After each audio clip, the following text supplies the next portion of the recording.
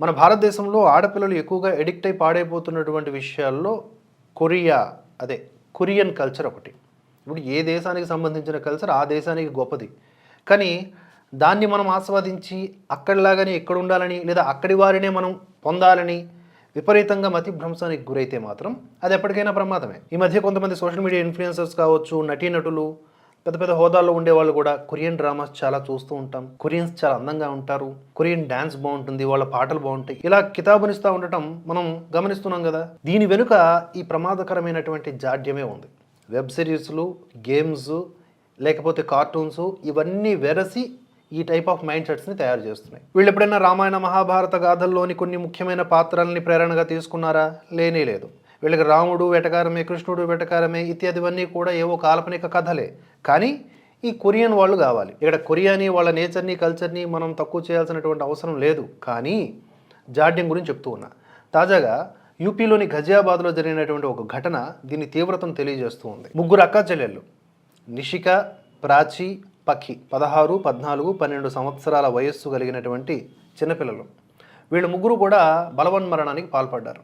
దీనికి ప్రధాన కారణం కొరియన్ లవ్ గేమ్ అంట.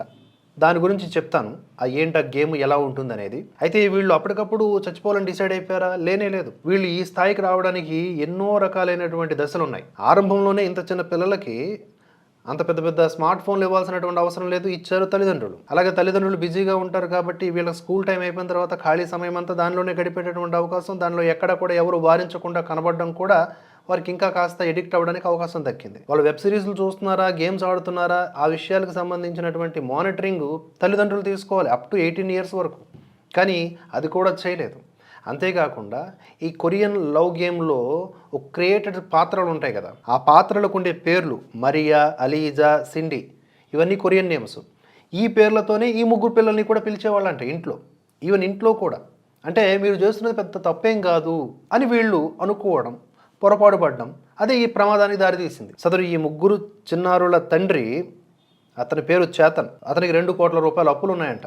అన్ని దశల్లో ఒకేలా ఉంటారు కదా, జీవితం అన్నాక ఎత్తుపల్లాలు కామన్. అయితే వీళ్ళు ఇలా 24 గంటలు స్కూల్ కూడా మానేసి ఈ గేమ్స్కి, ఈ వెబ్ సిరీస్కి ఎడిక్ట్ అయిపోయి ఉండటాన్ని చూసి ఎప్పటికప్పుడు కసురుకునేవాడు, తిట్టేవాడు.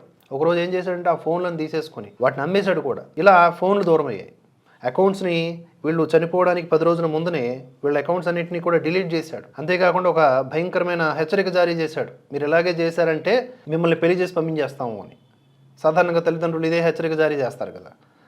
ఇలా దశల వారీగా వీళ్ళందరూ కూడా ఒక ఫ్రస్ట్రేషన్కి గురయ్యి ముగ్గురు కూడా ఎత్తైన బిల్డింగ్ నుంచి దూకి చచ్చిపోయారు, ప్రాణాలను తీసేసుకున్నారు. ఎంతటి ఘోరమో చూడండి. నిండు ప్రాణాలు ఈ కొరియన్ పిచ్చిలో పోయింది. ఈ కొరియన్ పిచ్చి ఎక్కుతూ ఉన్న ఆరంభ దశలోనే నివారించకుండా చూస్తూ ఉండిపోయినటువంటి తల్లిదండ్రులు కూడా ఇందులో పాత్రధారులే, ఈ తప్పులో భాగస్వాములే. ఈ గేమ్స్, ఈ వెబ్ సిరీస్లు ఎలా ఉంటాయంటే కాస్త ఈ కొరియన్ కల్చర్, ఇండియన్ కల్చర్ దగ్గరగా ఉంటుంది. కానీ వీళ్ళందరినీ తీసుకెళ్ళి కొరియాలో పడేస్తే నిజంగా అక్కడున్న ఫుడ్ ఒక వారం రోజులు కూడా వీళ్ళు తినలేరు.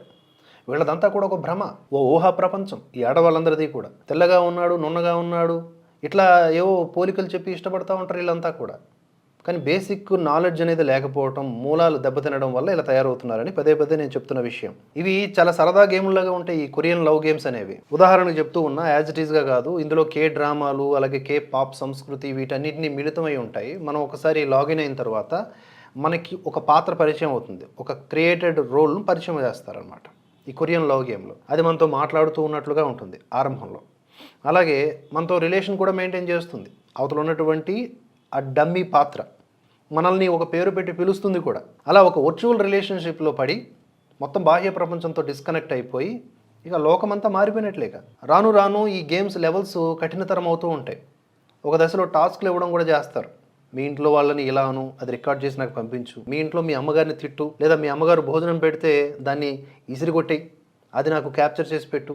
ఇది టాస్క్లు అనమాట. ఇలాంటివి కూడా ఇస్తారు, నేను ఉదాహరణ చెప్తున్నా. లేదా మీ స్కూల్లో పక్క విద్యార్థి బ్యాగ్ని చించేసే, పుస్తకాలని చింపేసే, వాటిని కొట్టు, ఇలాంటి టాస్కులు కూడా ఇచ్చే అవకాశం ఉంది. ఎందుకంటే ఈ ఆరంభంలో ఇవి వర్చువల్ పాత్రలే, కానీ కొన్ని సందర్భాల్లో అక్కడికి ఈ ఆన్లైన్ గేమ్ డెవలపర్స్ కూడా వచ్చి చేరుతారంట. వాళ్ళు అలా ఆడుకుంటారు, ఎందుకంటే వాళ్ళు అలా సైకోలు. ఇలా లెవెల్కి మించిపోతున్న కొద్దీ హర్ట్ అవ్వటం, తర్వాత ప్రేమ పెంచుకునేటట్లుగా మాట్లాడడం, లేకపోతే మనం కనుక టైం ఇవ్వకపోతే ఆ పాత్రలకి అవి అలగటం, ఇవన్నీ కూడా ఈ ఆర్టిఫిషియల్ ఇంటెలిజెన్స్ పుణ్యమా అని ఎడిక్ట్ చేస్తూ ఉన్నాయి. ఇప్పుడు ఒక గంట సేపు నేను గేమ్ ఆడకపోతే అయ్యో అక్కడ ఉన్నటువంటి ముంజా ఏమనుకుంటాడో, అదే కొరియన్ నేమ్ ఏదో ఒకటి ముంజా నింజా ఇలాగే ఉంటాయి కదా, ఆ ముంజాగాడు ఏమనుకుంటాడో, ఈ నింజాగాడు ఏమనుకుంటాడో, అయ్యో నా బుంజా నింజా అని చెప్పేసి అల్లాడిపోతూ ఉంటారనమాట ఈ పిల్లలు. వీళ్ళకి తెలియదు అవన్నీ కూడా క్రియేటెడ్ రోల్స్ అని.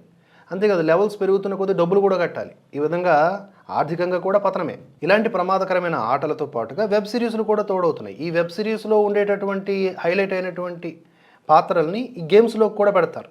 ఇక్కడ ఎడిక్టు అక్కడ ఎడిక్టు, ఓవరాల్గా ఇలా భయంకరమైన డిసిషన్స్ తీసుకునే పరిస్థితికి వస్తున్నారనమాట. ఇది మొదటి కేసు కాదు. ఈ కొరియన్ అనేటటువంటి దెయ్యము కొరివి దెయ్యములాగా తగులుకుంది మన భారతదేశంలో ఉన్నటువంటి ముఖ్యంగా ఆడపిల్లలకి. దీనికి దూరంగా ఉండాలి. పెద్ద పెద్ద వాళ్ళే, పిల్లలు ఉన్నటువంటి తల్లులే మాకు కొరియన్స్ అంటే ఇష్టం అని చెప్పి పోస్టులు పెడతా ఉంటారు సిగ్గు లేకుండా. ఆలోచించండి, లేకపోతే భవిష్యత్తు ప్రమాదంలో పడక తప్పదు. పెడతాడు. సినిమాకి వెళ్ళిన వాడు దేనికి వెళ్ళాడు? వినోదం అనుభవించడానికి వెళ్ళాడు. సినిమాలో చెప్పిన విషయాన్ని జీవితంలో ఆదర్శంగా తీసుకోమని ఎవడు చెప్పాడు? సినిమా ఎప్పుడు అయిపోతుంది? వాడు అనుకున్న అమ్మాయిని పెళ్లి చేసుకుంటే అయిపోయింది. నువ్వు అలా చేసుకుంటే పెళ్లి చేసుకుంటే జీవితం అయిపోతుంది, అక్కడ మొదలవుతుంది జీవితం నీది. సినిమా చూసి జీవితంలోకి తెచ్చుకోవడం ఏంటి? సినిమాని ఎక్కడి వరకు చూడాలో అక్కడ వరకు చూడాలి, సంతోషించడానికి. అంటే సినిమాలో ప్రేయసీ ప్రియులు ఇద్దరు కలిసి పార్కులో పాట పడతారు. అలా పాట పాడుకుంటూ నృత్యం చేస్తున్న ప్రేయసీ ప్రియుల్ని నేను ఎక్కడా చూడలేదు నిజ జీవితంలో. అలా ఉండదు. సినిమాలో చూపించినవన్నీ నిజంగా ఉంటాయా? సినిమాలో 100 మందిని కొట్టిన వాడు బయటకు వస్తే చీపురు పుల్ల తగిలితే కింద పడిపోతాడు. అవన్నీ నిజాలు కావు, అవి నటనలు. ఆయన నిజ జీవితంలో కోటీశ్వరుడు. భారతదేశంలో బయటకు వస్తే వెంట పడతారని సింగపూర్ వెళ్ళి మార్కెటింగ్ చేసుకుంటాడు. ఆయన నువ్వు ఆదర్శం ఏమిటి జీవితంలో? వినోదానికి వినోదం వరకు తీసుకో. స్పష్టత. జీవితంలో ఏది చేస్తున్నా ఇది నేను ఎందుకు చేస్తున్నాను,